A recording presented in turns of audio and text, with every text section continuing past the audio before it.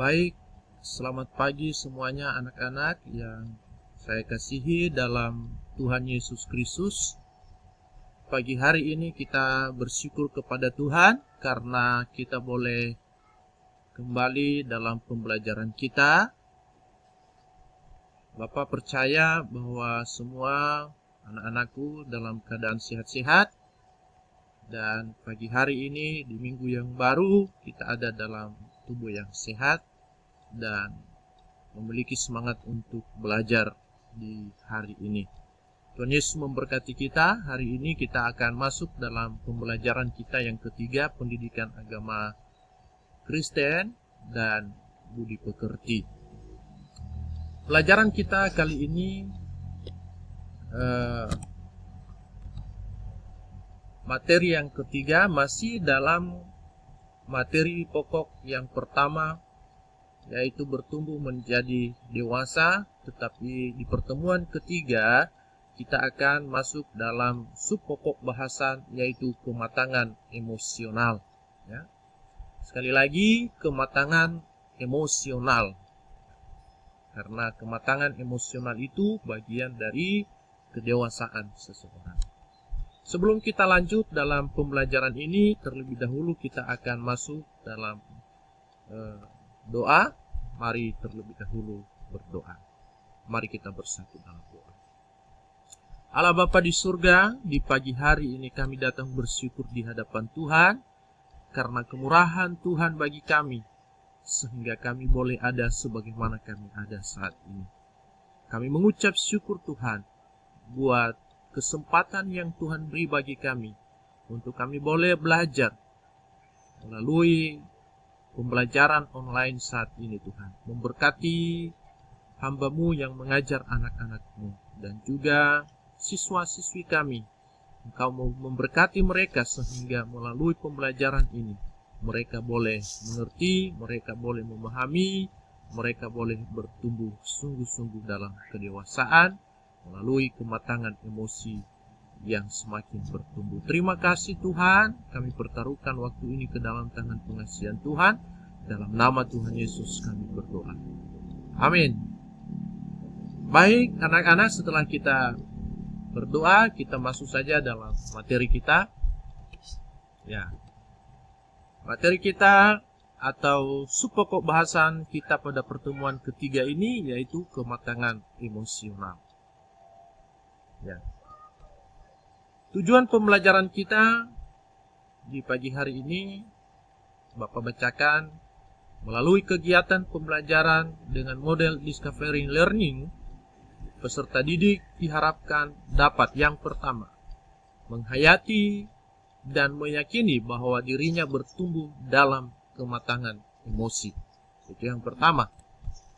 Yang kedua, mengalami perubahan sikap dalam hidup sosial dengan menunjukkan emosi yang telah matang sebagai wujud kedewasaan. Dan tujuan yang ketiga, memahami secara prosedural pada bidang kajian submateri kematangan emosional. Dan tujuan pembelajaran yang keempat, menguraikan dan menilai sikap seseorang atau menilai sikap sendiri yang memiliki kematangan emosional melalui wawancara. Ya, ini keempat tujuan inilah yang kita akan capai di dalam pembelajaran kita kali ini. Baik, kita akan masuk di materi kita langsung saja. Uraian materi, ya. Kematangan emosional, ya, kematangan emosional. Salah satu cara yang paling mudah untuk menilai kematangan pribadi seseorang adalah dengan mengamati ekspresi emosinya. Emosi adalah pengalaman sadar yang subjektif, yang terutama sekali dicirikan oleh ungkapan-ungkapan psikofisiologis, reaksi biologis, dan keadaan mental. Nah, ini kita melihat seseorang bahwa dia matang, kita bisa menilai bahwa seseorang itu matang melalui ekspresi emosi. Ya. Ekspresi emosi itu bisa kita lihat melalui cara seseorang menanggapi sebuah masalah. Ya, ekspresi seseorang itu kita akan melihat dari gerak-gerik tubuh seseorang ketika diperhadapkan dia dengan persoalan. Ya, maka ekspresi emosional seseorang itu akan muncul melalui tindakan-tindakannya, melalui sikapnya, melalui raut wajahnya, akan kita bisa melihat ekspresi emosi seseorang itu. Ya, jadi sekali lagi salah satu cara yang paling mudah untuk menilai kematangan pribadi seseorang adalah dengan mengamati ekspresi emosinya. Ya, jadi cara untuk menilai bahwa orang itu sudah matang secara emosional, caranya ya mudah saja. Coba amati ekspresi emosinya. Ya. Emosi adalah pengalaman sadar yang subjektif, yang terutama sekali dicirikan oleh ungkapan-ungkapan psikofisiologis, reaksi biologis, dan keadaan mental. Ini yang disebut dengan emosi. Ya, pengalaman sadar artinya bahwa sesuatu gerak-geri yang diperlihatkan oleh seseorang dalam keadaan sadar. Ya, kalau dia tidak sadar berarti dia mimpi. Ya, misalnya dia mengigau, itu bukan emosi. Ya, atau misalnya dia berbuat sesuatu dalam keadaan dihipnotis, berarti itu bukan emosi. Ya, tetapi emosi bisa kita melihat dalam keadaan sadar. Ya, bahwa pengalaman sadar yang subjektif dapat dilihat, ya, dan terutama sekali dicirikan oleh ungkapan-ungkapan, ya, ungkapan-ungkapan psikofisiologis, reaksi biologis, dan keadaan mental. Baik, kita lanjut. Dalam kehidupan sehari-hari, emosi seringkali terlepas begitu saja ketika seseorang tidak mampu mengendalikannya. Akibatnya, perkataan dan tindakannya pun jadi tidak terkendali. Jadi dalam kehidupan sehari-hari, mungkin kita pernah rasakan atau kita pernah melihat orang lain, ya, ketika dia emosi, ya, dia tidak bisa mengendalikan emosinya, ya, terlepas dari kontrol, ya, akhirnya apa yang terjadi? Akibatnya perkataannya mengeluarkan kata-kata yang tidak senonoh, bisa memaki, bisa marah, berteriak, ya, dan tindakan pun jadi tidak terkendali. Ya. Jadi tidak sedikit orang yang karena emosi dia pukul teman, karena dia emosi dia maki teman, karena dia emosi bahkan ada yang sampai membunuh karena dia tidak bisa mengendalikan emosinya. Ya, setelah nanti terjadi sesuatu yang tidak diinginkan, baru dia sadar, oh saya ini keliru, saya salah, saya sudah terlanjur. Ya, itu artinya bahwa emosi-emosi kita tidak bisa mengendalikannya, sehingga perbuatan kita atau tindakan kita tidak terkendali. Seorang yang dewasa, dia harus bisa mengendalikan emosinya. Seorang yang sudah bertumbuh, ya, dalam kedewasaan rohani, ya, dia bisa mengendalikan perasaannya, mengendalikan pikirannya, mengendalikan emosinya, ya, sehingga emosinya tidak akan membawanya ke hal-hal yang tidak baik. Emosinya tidak membawanya ke hal-hal yang buruk, yang membawa dia kepada kehancurannya. Jadi orang yang bertumbuh dewasa, dia memiliki kematangan emosional. Baik anak-anak, sampai di sini ada pertanyaan? Ya, jika ada pertanyaan nanti bisa di chat di Pak Guru, ya, bisa di SMS atau bisa kirim melalui WA. Baik, kalau tidak ada pertanyaan, mari kita lanjutkan. Kita melakukan penggalian firman Tuhan dulu, ya. Siapkan Alkitabmu, ya. Siapkan Alkitab untuk kita pelajari bersama, ya. Mari kita melakukan penggalian Alkitab. Nah, yang pertama, kita baca di dalam Efesus pasal yang keempat ayat 31. Ya. segala kepahitan, kegeraman, kemarahan, pertikaian, dan fitnah hendaklah dibuang dari antara kamu, demikian pula segala kejahatan.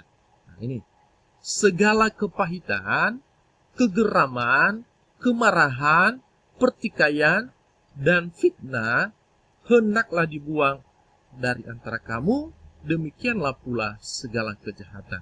Nah, ini orang yang tidak bisa mengendalikan emosinya atau orang yang belum memiliki kematangan emosi, inilah yang akan timbul dalam kehidupannya. Ada kepahitan, ya, ada kegeraman, ya, ada kemarahan, terjadi pertikaian, terjadi fitnah. Nah, Tuhan berkata bahwa hendaklah itu dibuang dari antara kamu, ya. Dibuang artinya bahwa kalau dulu waktu kita SMP masih ada marah, masih ada geram, masih ada pertikaian.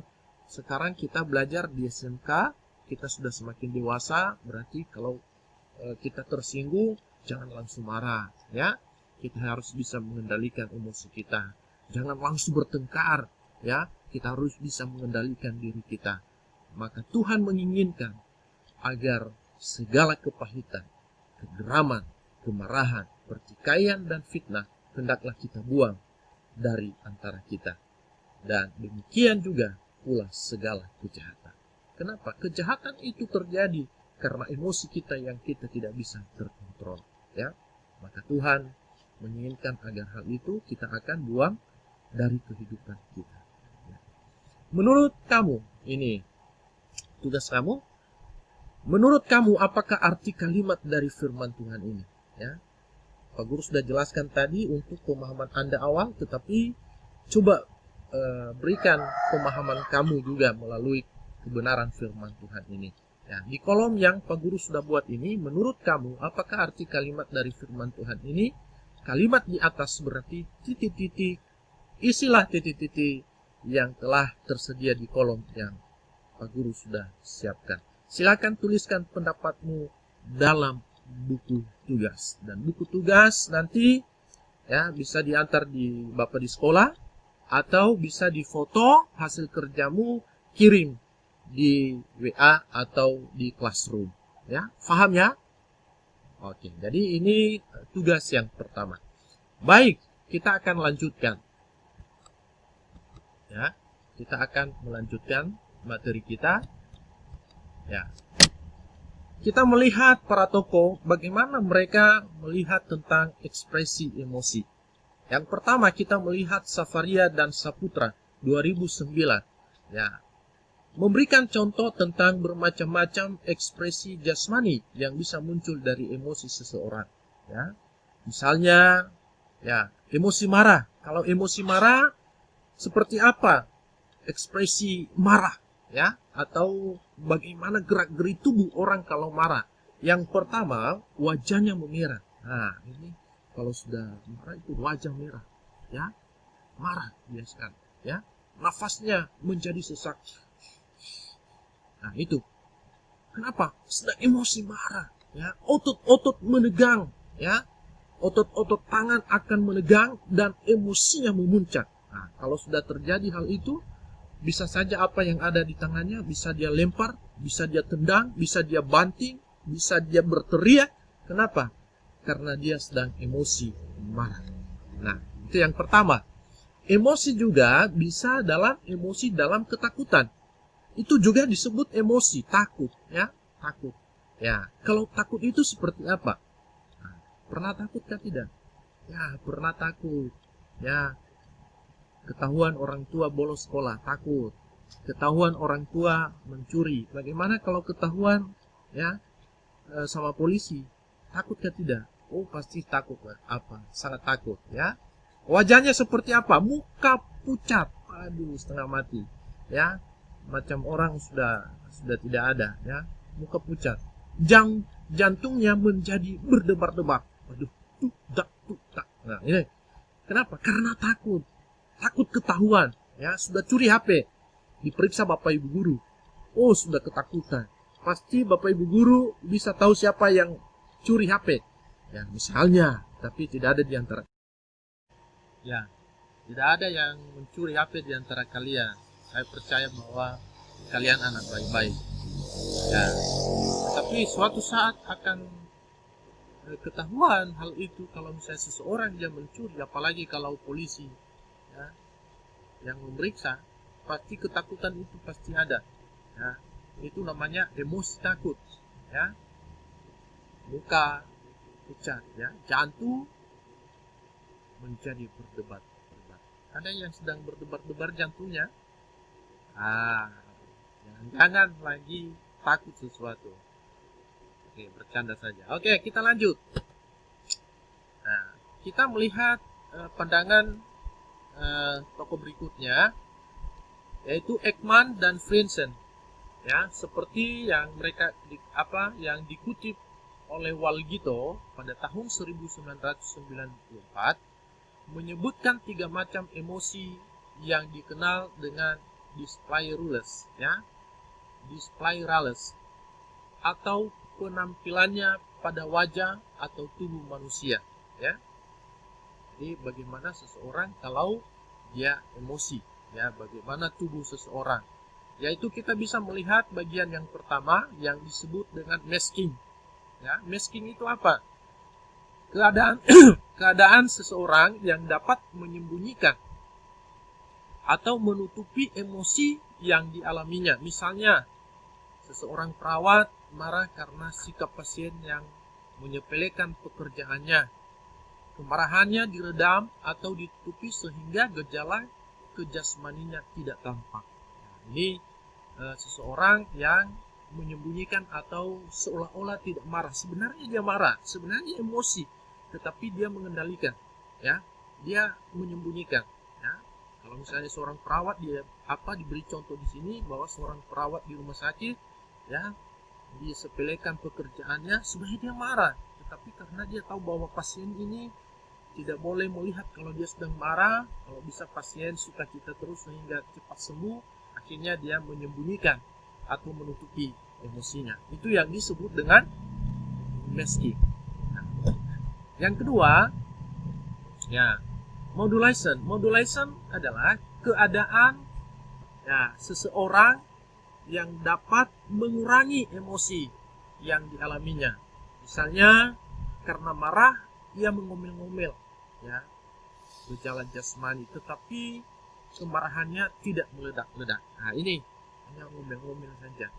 Sebenarnya dia marah, tapi dia ngomel-ngomel dalam hati. Nah, ini. Tidak suka, mengomel-ngomel sendiri, ya, tetapi tidak marah dengan teriak-teriak. Nah, ini yang disebut dengan modulation, ya. Jadi marah tapi dikurangi.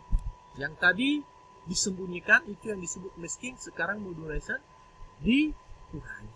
Nah, kalau kemarin marah-marah banting pintu, marah-marah banting segala sesuatu, bateria, maki segala macam, tetapi sekarang semakin dewasa dia mengurangi emosinya, dia kurangi, ya, sehingga tidak melakukan hal seperti itu, ya, tetapi dia cukup ngomel-ngomel saja, menunjukkan bahwa dia tidak suka, menunjukkan bahwa dia sedang tersinggung atau sedang marah, ya. Itu modulation. Yang ketiga, simulation, ya, atau simulasi, ya. Orang tidak mengalami emosi, tapi seolah-olah mengalami emosi dengan menampakkan gejala-gejala kejasmanian. Sekali lagi, simulation atau simulasi adalah orang tidak mengalami emosi, tetapi seolah-olah mengalami emosi, seolah-olah atau seakan-akan, ya, dengan menampakkan gejala-gejala kejasmanian. Simulation digunakan untuk membayangkan apa yang mungkin dialami orang lain dengan mencoba menempatkan diri kita pada situasi orang tersebut. Dengan cara ini, kita bisa lebih mampu berempati dengan orang lain. Jadi, sekali lagi tadi bahwa simulasi adalah orang yang tidak mengalami emosi, tetapi seolah-olah mengalami emosi, akan dia menempatkan diri, dia menempatkan posisinya, merasakan apa yang dirasakan kesusahan orang lain, ya, seakan-akan bahwa dia yang merasakan hal itu, ya, sehingga timbul emosi positif, ya, emosi negatif, ya, emosi perasaan yang prihatin atau emosi empati, itu juga yang disebut dengan emosi positif, ya, sehingga dia merasakan seakan-akan dirinya yang merasakan apa yang dirasakan oleh orang lain, ya. Jadi sekali lagi, simulation adalah orang yang tidak mengalami emosi tetapi seolah-olah mengalami emosi dengan menampakkan gejala-gejala kejadiannya. Baik, anak-anak, kesimpulan, ya, dari pembelajaran kita. Bapak coba simpulkan pelajaran kita dari awal, ya. Kedewasaan secara fisik harus disertai dengan kematangan emosi. Karena orang yang memiliki kematangan emosi, dia mampu mengendalikan perasaan dan emosinya, sehingga dia mampu memutuskan yang terbaik dalam setiap tindakannya dan tidak merugikan dirinya sendiri dan orang lain. Kemarahan dan kebengisan akan menimbulkan kejahatan jika seseorang bertumbuh secara fisik tanpa dibarengi bertumbuh secara emosional atau tanpa kematangan emosional. Ini kesimpulan pembelajaran kita di hari ini. Bapak berharap bahwa Anda semakin hari tidak hanya bertumbuh secara fisik, ya, tetapi Anda juga, ya, bertumbuh, ya, secara emosional, atau Anda juga memiliki kematangan emosional sehingga Anda dalam mengambil keputusan tidak salah, sehingga Anda dalam menghadapi sebuah persoalan, dilema atau masalah-masalah kehidupan, ya, di dalam kehidupan kamu sebagai seorang remaja, ya, kamu tidak akan salah untuk bertindak. Nah, jadi itulah kesimpulan dari pembelajaran kita di pagi hari ini. Baik, ada tugas yang kedua, ya, dan atau masuk di dalam bagian penilaian, ya. Tugas ini lakukan wawancara teman sekolah, ya. Nanti kamu bisa melakukan wawancara, ya, bisa melalui chat, atau kapan kamu bisa bertemu dengan teman, ya, bisa juga dengan teman lingkungan atau teman pemuda gereja, bisa juga, ya. Wawancara ini akan kamu lakukan, ini petunjuknya, ya. Wawancaralah teman sekolah di kelas lain atau di gereja atau di lingkungan. Gunakan pertanyaan penuntun berikut ini, ya. Sebelum melakukan wawancara, isi biodata temanmu, ya, siapa ya diwawancara, namanya siapa, kelas berapa, ya, dan waktu serta tempat di mana, ya. Itu yang pertama. Terus masuk di dalam wawancara, yang kamu tanyakan adalah menurut kamu apa yang dimaksud dengan pertumbuhan, ya. Coba apa, tanya dia mengerti nggak tentang pertumbuhan itu. Terus yang kedua, menurut kamu bertumbuh secara fisik adalah, dan nanti minta pendapatnya. Yang ketiga, jelaskan pertumbuhan dalam segi pergaulan di lingkungan sekolah dan tempat tinggalmu. Nah, nanti bagaimana penjelasannya Anda bisa catat, ya, bagaimana pertumbuhan dalam segi pergaulan di lingkungan sekolah dan tempat dia berada. Yang keempat, jelaskan pertumbuhan iman Kristen menurut Alkitab. Bagaimana pertumbuhan iman Kristen menurut Alkitab dia, ya. Itu yang keempat. Dan yang kelima, apakah akibatnya bila anak-anak tidak bertumbuh, ya, secara tidak kelihatan? Apakah akibat bila anak-anak tidak bertumbuh imannya di dalam Kristus, ya, ya. Sekali lagi, ya, perhatikannya karena ini tertutup di kamera. Apakah akibatnya bila anak tidak bertumbuh imannya di dalam Kristus, ya? Apa akibat-akibat kalau anak tidak bertumbuh imannya di dalam Kristus? Apa yang terjadi di dalam kehidupan? Ya. Jadi itu nanti menjadi tugas kamu yang kamu harus lakukan di dalam 1 minggu ini. Jadi 1 minggu kamu lakukan ini, Bapak berikan kesempatan 1 minggu, dan minggu depan ya tugas wawancara ini akan dikumpulkan. Ya. Jadi demikianlah tugas yang kita harus buat, dan pembelajaran kita di pagi hari ini akan berakhir atau Bapak akan tutup, dan saya berharap bahwa Anda bisa belajar lebih baik meskipun kita belajar melalui daring atau melalui pembelajaran online ya. Kita akan mengakhiri dan kita akan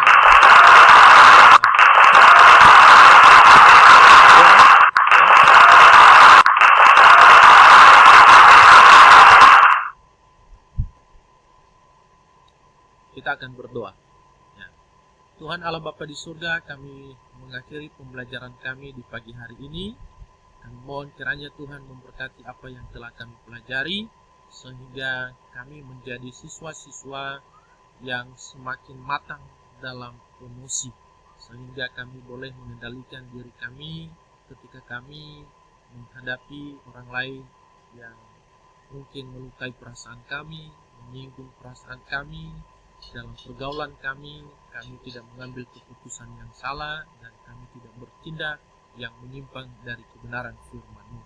Biarlah firman Tuhan yang telah didengar oleh siswa-siswi kami hari ini, dan juga materi-materi yang ada, Tuhan berkati menjadi bekal hidup mereka untuk menuju kedewasaan yang sesungguhnya, yaitu dewasa iman di dalam Kristus. Terima kasih Tuhan. Kami akhiri pembelajaran ini, kiranya Tuhan yang dimuliakan. Dan mohon ampuni kami atas segala kekurangan kami, dalam nama Tuhan Yesus kami berdoa. Amin. Ya, baik anak-anak, sudah mengikuti pembelajaran di pagi hari ini. Tetap semangat. Tuhan Yesus memberkati kita. Salam.